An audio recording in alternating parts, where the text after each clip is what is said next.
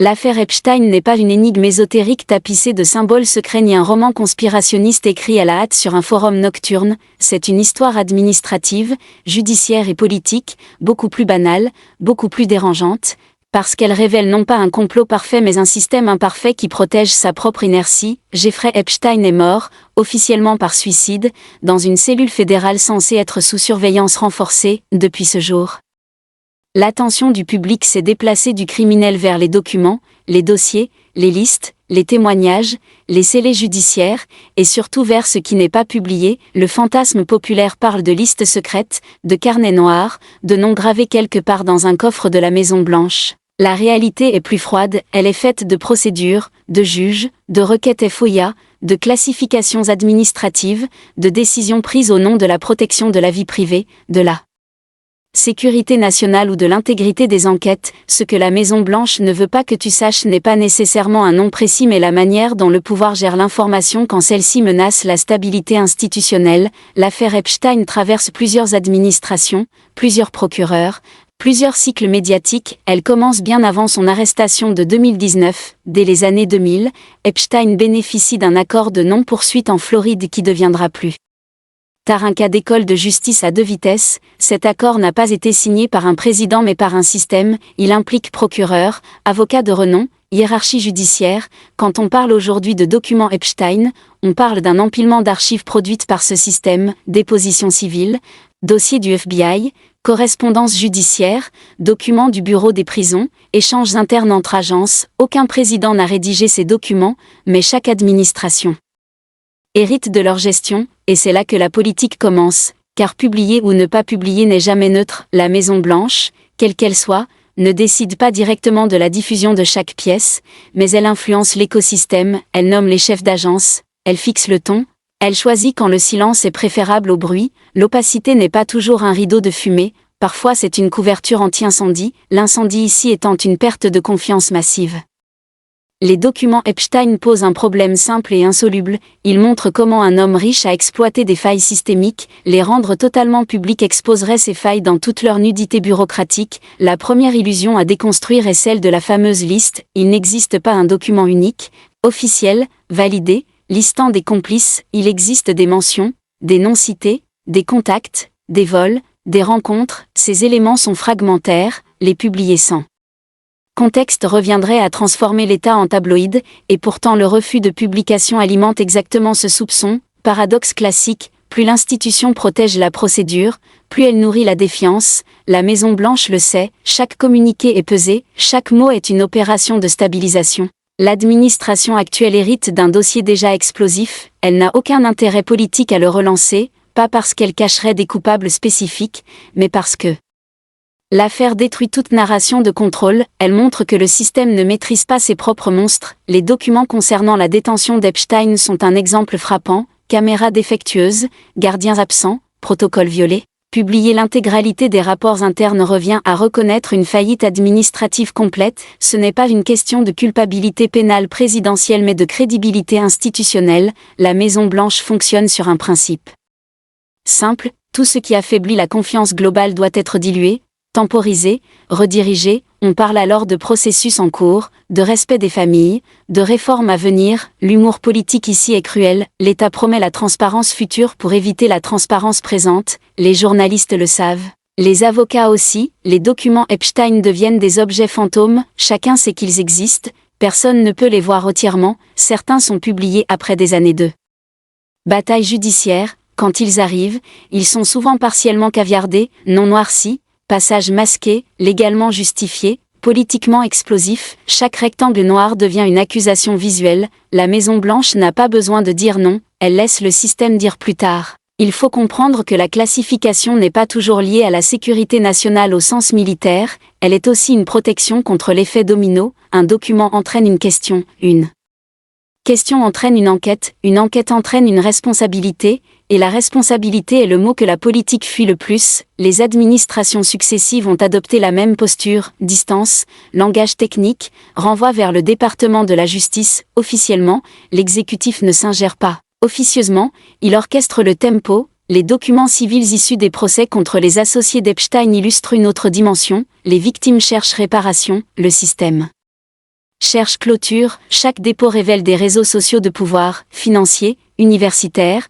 politiques, médiatiques, publier sans nuance expose des gens parfois périphériques, ne pas publier alimente l'idée d'un club protégé, la Maison-Blanche observe, elle ne tranche pas, elle temporise, ce n'est pas une conspiration. C'est une gestion du risque, le public veut une vérité claire, le système produit des vérités fragmentées, dans cet écart naît la colère, les documents Epstein sont aussi un miroir médiatique, chaque fuite est amplifiée, chaque omission devient virale, la Maison-Blanche comprend que toute communication directe serait interprétée comme défensive, alors elle se tait, le silence devient stratégie, mais le silence est rarement neutre, il est interprété comme aveu, politiquement, c'est une impasse. Parler expose, se taire accuse, le choix par défaut est l'inertie, on accuse souvent la Maison-Blanche de cacher, en réalité elle délègue l'enterrement à la complexité, le citoyen moyen n'a ni le temps ni l'énergie de lire des milliers de pages juridiques, le système le sait, il n'a pas besoin de mentir, il suffit de noyer, l'humour politique ici est presque administratif, pas de méchants moustachus,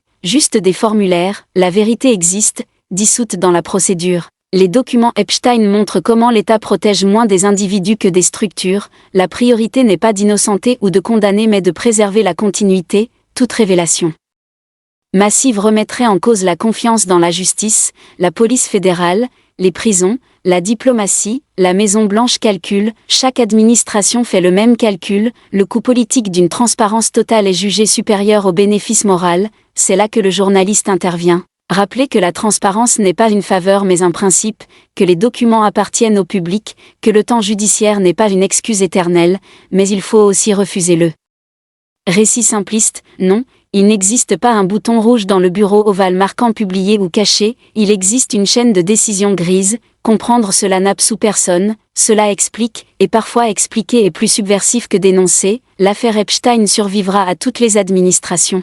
Les documents continueront de sortir, lentement, imparfaitement, chaque publication tardive confirmera ce que l'on savait déjà, que le système protège d'abord sa propre image, ce que la Maison Blanche ne veut pas que tu saches, ce n'est pas un secret précis, c'est que l'opacité n'est pas une anomalie, c'est une fonctionnalité, et tant que le coût politique de la vérité restera supérieur au coût du soupçon, les documents Epstein resteront partiellement dans l'ombre, non pas parce qu'un pouvoir occulte l'exige, mais parce qu'un système rationnel choisit toujours la solution la moins déstabilisante, c'est moins spectaculaire, c'est plus inquiétant, et c'est précisément pour cela que cette affaire mérite d'être racontée sans hystérie, sans mythologie, avec une ironie froide, car dans cette histoire, le scandale n'est pas seulement ce qui est caché, c'est la normalité avec laquelle on accepte qu'il le soit. Et cette normalité est devenue une routine, une mécanique bien huilée où chaque acteur connaît son rôle, le ministère de la Justice invoque l'indépendance des enquêtes, les agences fédérales parlent de procédures internes, la Maison-Blanche rappelle qu'elle respecte l'état de droit, chacun dit vrai. Et pourtant l'ensemble produit un vide informationnel, les documents Epstein s'accumulent comme des strates géologiques, chaque couche raconte moins une révélation qu'un délai, les demandes FOIA deviennent des marathons administratifs, réponses partielles, délais prolongés, exemptions invoquées, le langage est technique, l'effet est politique, ce n'est pas un mur, c'est un labyrinthe, et le labyrinthe décourage plus efficacement que l'interdiction, le citoyen soupçonne, le journaliste persiste, l'institution attend. La temporalité est l'arme la plus sous-estimée du pouvoir, attendre que l'indignation se fatigue, attendre qu'une autre crise occupe l'espace, attendre que la mémoire collective s'émousse, la Maison-Blanche ne dirige pas cette attente mais elle l'anticipe, elle sait que le cycle médiatique est plus court que le cycle judiciaire, elle sait aussi que la transparence totale n'est jamais rétroactive dans l'imaginaire public, publier trop tard équivaut presque à ne pas publier. L'affaire Epstein a été prise dans ce décalage, au moment de la mort d'Epstein, l'émotion était maximale, c'était le moment où une transparence radicale aurait eu un impact réel, mais c'était aussi le moment le plus risqué, reconnaître des échecs multiples simultanément, prison, surveillance, justice antérieure, politiquement, c'était inassumable, alors le système a fait ce qu'il sait faire, compartimenter, un rapport ici, une enquête là, un audit plus tard, la Maison-Blanche s'est tenue à distance. Posture classique, elle n'est pas l'accusée officielle, elle devient l'arbitre silencieux, l'humour politique est discret mais constant, quand un porte-parole affirme que tout sera rendu public en temps voulu, il ne ment pas, le temps voulu n'est simplement pas le temps présent, les documents Epstein sont aussi un test pour la presse, chaque rédaction doit choisir entre prudence juridique et pression de l'audience, publier un nom cité n'est pas prouver une culpabilité.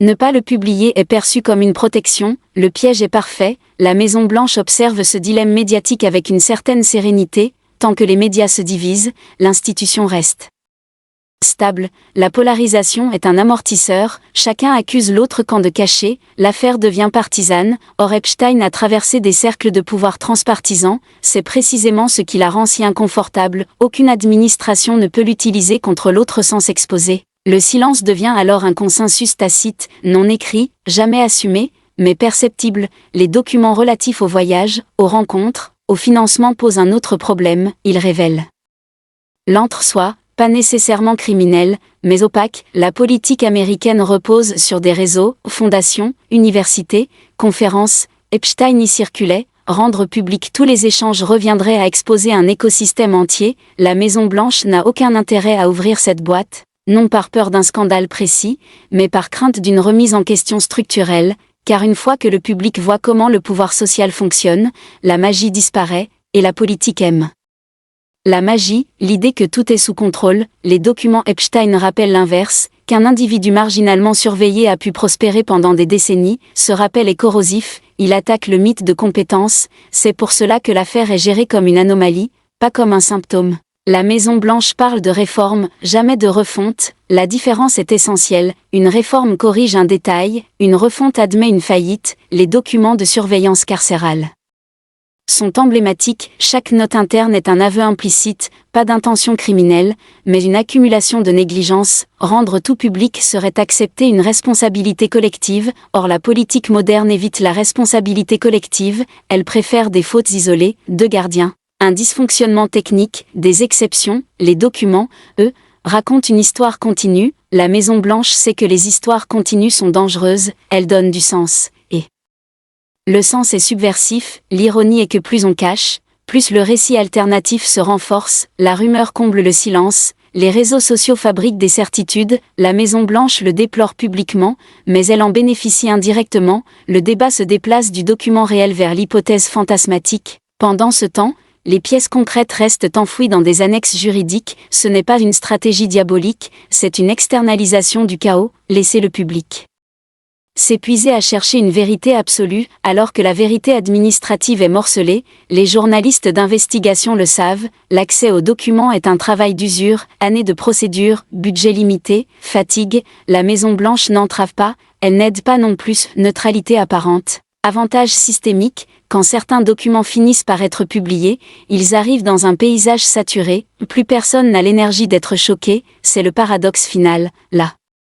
Transparence tardive neutralise l'indignation, l'affaire Epstein devient un bruit de fond, un symbole vague, chacun y projette ce qu'il veut. La Maison-Blanche peut alors affirmer que rien n'a été caché, techniquement vrai, politiquement creux. Ce que cette affaire révèle, au fond, ce n'est pas un secret d'État spectaculaire, c'est une culture de gestion, la priorité donnée à la stabilité perçue plutôt qu'à la vérité immédiate. C'est une logique compréhensible, mais dangereuse, car elle érode lentement la confiance. La démocratie ne s'effondre pas dans un scandale, elle s'use dans la normalisation de l'opacité. Les documents Epstein sont un cas d'école, ils montrent comment un système peut être légalement opaque, comment chaque décision est défendable isolément, et contestable collectivement.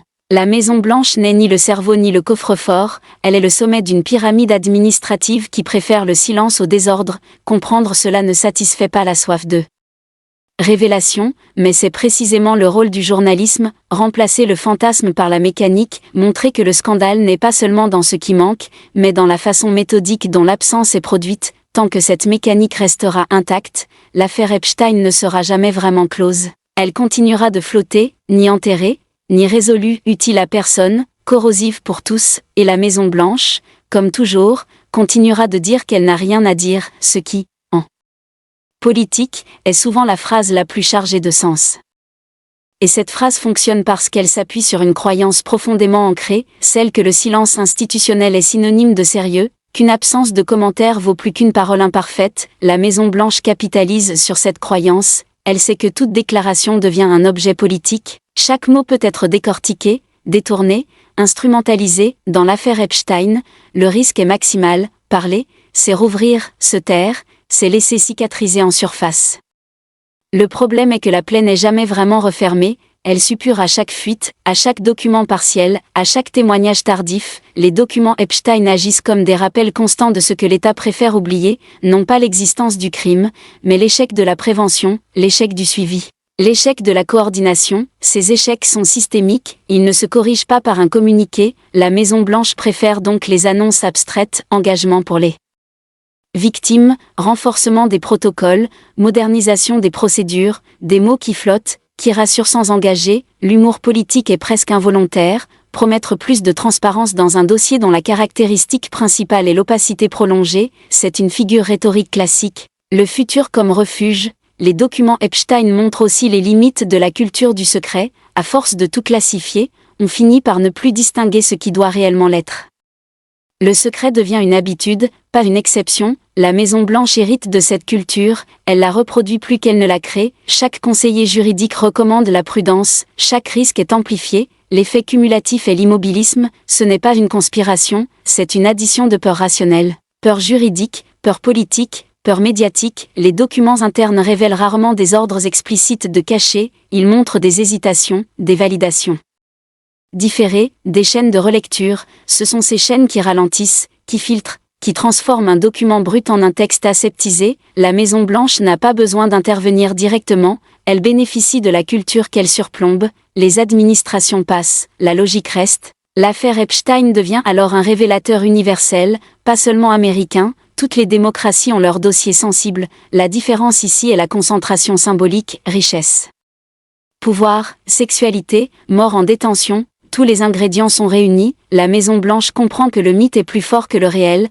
qu'aucune publication ne satisfera pleinement, alors pourquoi prendre le risque maximal? C'est le raisonnement implicite, si la vérité complète ne peut pas restaurer la confiance, autant préserver ce qui reste. Raisonnement cynique, mais cohérent. Le journalisme se heurte à cette rationalité froide, il peut dénoncer, il peut expliquer, il ne peut pas forcer.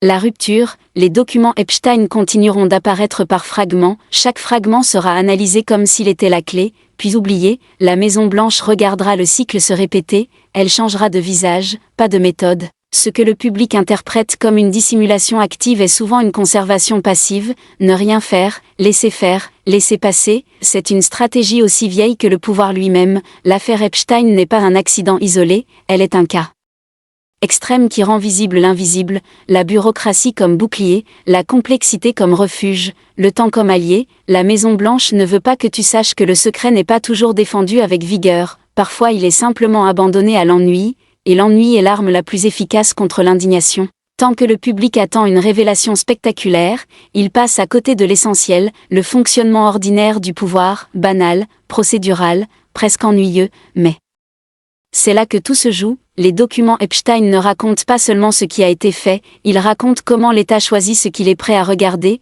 et ce qu'il préfère laisser dans un classeur. Ce n'est pas une histoire de secret extraordinaire, c'est une histoire de normalité inquiétante, celle d'un système qui survit en différant, en fragmentant, en parlant le moins possible, et tant que cette normalité ne sera pas interrogée frontalement, l'affaire Epstein restera ce qu'elle est devenue, un symbole flottant, utilisé, instrumentalisé, jamais vraiment résolu, et la Maison-Blanche continuera de répondre par des silences polis, convaincue que le temps, une fois de plus, fera son travail.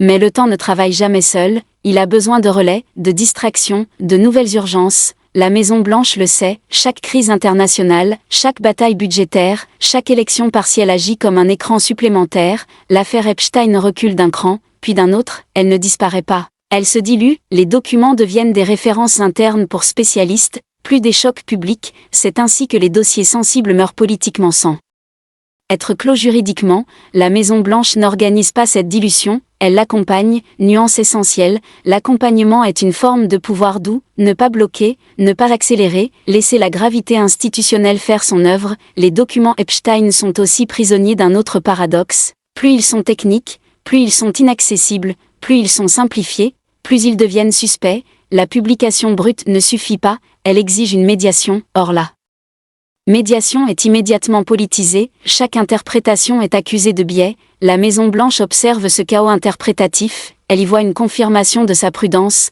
Mieux vaut un silence critiqué qu'une parole déformée. Ce calcul est froid, mais il est constant. L'humour politique ici est presque mathématique, minimiser les variables, réduire les inconnus, l'État fonctionne comme un gestionnaire de risques, pas comme un narrateur de vérité, les documents Epstein demandent un récit cohérent, or l'État déteste raconter, raconter implique une responsabilité morale, la Maison-Blanche préfère les faits isolés, un rapport, une note, un audit, sans lien, sans morale explicite, le journaliste, lui, cherche le lien, c'est là que la tension devient irréconciliable. Les documents relatifs aux relations internationales d'Epstein ajoutent une couche supplémentaire, diplomatie, immunité, coopération judiciaire, publiés sans précaution pourraient affecter des relations bilatérales.